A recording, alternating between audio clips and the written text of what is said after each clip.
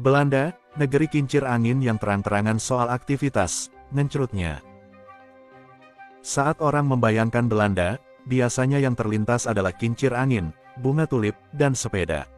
Tapi di balik pesona klasik itu, ada sisi lain dari negeri ini yang membuatnya begitu unik dan seringkali bikin penasaran, kebebasan untuk melakukan ngencrit yang luar biasa terbuka dan bebas.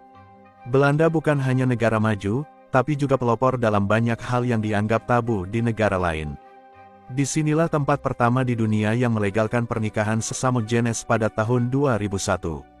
Di sini juga, bisnis jual beli jajanan apem bukan hanya dilegalkan, tapi diregulasi secara ketat demi keamanan dan hak para pekerjanya. Bicara soal pendidikan ngencrit, anak-anak Belanda sudah mulai mengenal konsep tubuh, persetujuan, dan hubungan sehat sejak mereka duduk di bangku SD. Bukan karena ingin mendorong mereka untuk berhubungan ngencrit, tapi karena mereka percaya, pemahaman yang baik justru membuat remaja Belanda menjadi salah satu yang paling bertanggung jawab di dunia dalam urusan ini. Red Light District di Amsterdam jadi simbol keterbukaan itu. Bukan tempat gelap dan tersembunyi, tapi justru terang benderang dan jadi daya tarik wisata. Di balik kaca-kaca merah itu, ada pekerja spesialis ngencrit yang dilindungi hukum, punya asuransi, dan bahkan bisa bergabung dalam serikat pekerja. Tapi Belanda tak cuma soal kebebasan. Mereka juga punya keseimbangan. Setiap kebebasan datang dengan tanggung jawab. Budaya mereka tak mendorong liar-liaran, tapi menghormati pilihan pribadi sepanjang tidak merugikan orang lain. Jadi, apakah Belanda adalah negara paling bebas ngencrit? Jawabannya adalah, iya, tapi bukan dalam arti sembarangan. Mereka bebas karena mereka percaya bahwa keterbukaan adalah kunci, bukan larangan. Dan mungkin itu pelajaran penting untuk banyak negara lain, bahwa aktivitas ngencrit bukan hal yang harus ditakuti, tapi dipahami. Kalau ada satu kata yang bisa menggambarkan cara hidup masyarakat Belanda, mungkin itu adalah seimbang. Orang Belanda hidup dalam ritme yang tenang tapi produktif, modern tapi tetap menghargai nilai-nilai lama. Mereka bukan tipe yang suka pamer harta atau hidup glamor, justru sebaliknya, mereka memegang prinsip do normal, yang artinya bersikaplah biasa saja. Di kota-kota seperti Amsterdam, Utrecht, dan Rotterdam, kamu akan melihat gaya hidup yang sangat efisien. Kebanyakan orang naik sepeda kemana-mana, dari anak sekolah sampai CEO perusahaan. Bukan karena mereka nggak mampu beli mobil, tapi karena mereka sadar, sepeda lebih ramah lingkungan, lebih sehat, dan lebih praktis di kota yang padat. Kehidupan sosial mereka juga menarik. Orang Belanda terkenal lugas dan jujur dalam berbicara. Kalau mereka tidak setuju, mereka akan bilang langsung, bukan untuk menyakiti, tapi karena mereka percaya bahwa keterbukaan lebih baik daripada basa-basi. Ini juga terlihat dalam budaya kerja mereka, hierarki tidak terlalu kaku, semua pendapat dihargai, bahkan dari karyawan paling junior. Satu hal yang juga menonjol, mereka sangat menghargai waktu pribadi. Di Belanda, bekerja keras itu penting, tapi bukan segalanya. Pukul 5 sore, kantor biasanya sudah sepi karena orang-orang pulang untuk makan malam bersama keluarga atau sekadar menikmati hidup. Work-life balance bukan sekadar jargon di sini, tapi benar-benar diterapkan. Dari sisi sosial, masyarakat Belanda sangat menghargai kebebasan individu.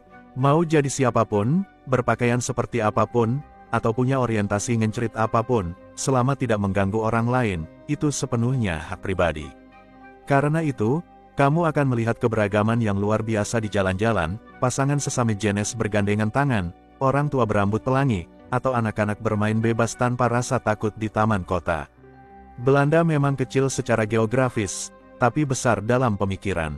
Mereka hidup dengan sadar akan lingkungan, sadar akan hak orang lain, dan sadar bahwa hidup bukan cuma soal mengejar materi, tapi soal menciptakan ruang untuk bahagia. Di Belanda, pendidikan bukan sekadar soal nilai ujian atau ranking. Di sini, anak-anak diajarkan untuk berpikir kritis, menyuarakan pendapat, dan menghargai perbedaan sejak dini. Sistem pendidikan mereka dirancang untuk mendukung minat dan bakat tiap individu, bukan menyamaratakan semua murid dalam satu pola. Salah satu hal yang paling menarik, anak-anak Belanda dikenal sebagai anak-anak paling bahagia di dunia, dan itu bukan sekadar klaim, tapi hasil dari berbagai survei internasional. Apa rahasianya? Ternyata, banyak berakar dari cara orang tua Belanda membesarkan anak. Orang tua di sini cenderung santai tapi tetap terlibat. Mereka tidak menuntut anak untuk menjadi yang terbaik, tapi fokus pada kebahagiaan, kesehatan mental, dan rasa ingin tahu. Anak-anak bebas bermain, bertanya, dan mengeksplorasi dunia tanpa tekanan berlebih. Bahkan waktu tidur, makan bersama, dan bermain di luar menjadi prioritas yang tidak bisa digantikan oleh gadget atau les tambahan. Hubungan antara orang tua dan anak cenderung horizontal, bukan vertikal. Anak tidak dilihat sebagai miniatur dewasa yang harus tunduk, tapi sebagai individu yang punya suara. Itulah kenapa diskusi di meja makan adalah hal biasa, termasuk soal ngencrit, politik, atau kepercayaan. Meski banyak warga Belanda tidak terlalu religius secara formal, faktanya, lebih dari separuh populasi menyatakan dirinya agnostik atau tidak terafiliasi agama, itu tidak berarti mereka kosong secara spiritual. Banyak yang menemukan makna lewat koneksi dengan alam, komunitas, atau nilai-nilai kemanusiaan. Tradisi Kristen tetap hidup dalam budaya, tapi dengan interpretasi yang lebih terbuka. Gereja-gereja tua tak jarang diubah jadi perpustakaan, galeri seni, atau tempat komunitas. Alih-alih dianggap menodai, ini justru dilihat sebagai bentuk adaptasi zaman yang penuh penghormatan. Masyarakat Belanda juga terkenal dengan kesadaran sosialnya. Prinsip solidaritas kuat tercermin dalam sistem negara kesejahteraan mereka. Bantuan kesehatan, pendidikan, dan perlindungan sosial tersedia bagi semua, termasuk kaum migran. Bagi mereka, hidup bukan hanya tentang aku, tapi juga kita. Belanda mungkin kecil di peta, tapi ia besar dalam visi dan tindakan.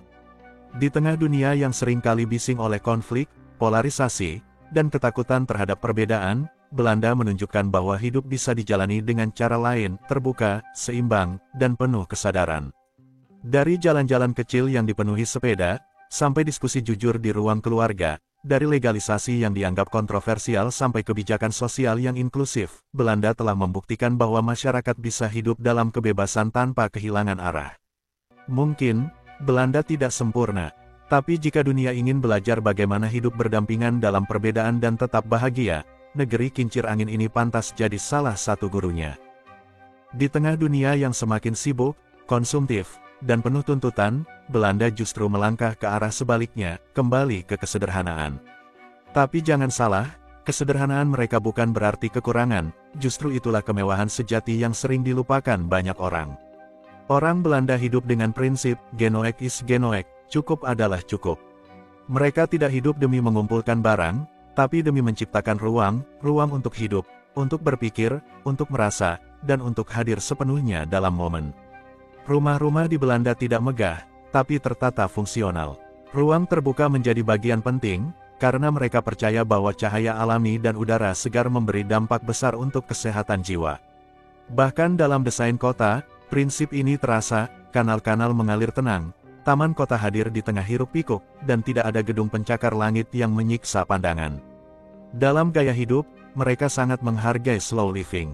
Makan siang bukan sekadar mengisi perut, tapi waktu untuk benar-benar menikmati rasa. Liburan bukan ajang pamer foto, tapi kesempatan untuk terkoneksi dengan alam dan orang-orang terdekat. Bahkan dalam pekerjaan, efisiensi dijalankan bukan demi kerja tanpa henti, tapi agar mereka bisa cepat pulang dan hidup lebih utuh di luar kantor. Kebiasaan minum kopi dengan teman di sore hari, menikmati keheningan di pinggir kanal, atau sekadar membaca buku di taman, semua itu dianggap penting. Bukan hal mewah, tapi juga bukan hal remeh.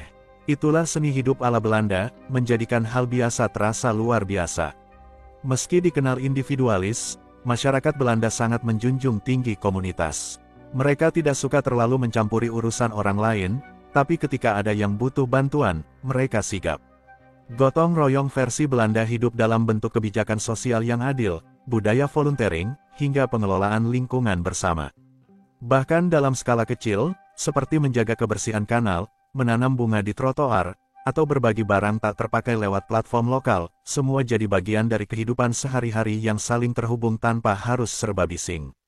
Belanda mengajarkan kita bahwa bahagia itu tidak harus heboh. Tidak perlu selalu lebih, tidak harus selalu cepat. Kadang, yang kita butuhkan hanyalah ruang, untuk bernapas, untuk merasa cukup, dan untuk menjadi diri sendiri tanpa tekanan. Di tengah dunia yang sibuk mengejar, Belanda memilih untuk menemukan. Di saat banyak negara sibuk membangun citra, Belanda sibuk membangun makna. Mungkin itulah kenapa negeri ini terasa damai, karena mereka tidak berusaha menjadi luar biasa, tapi setia pada nilai-nilai yang benar-benar penting.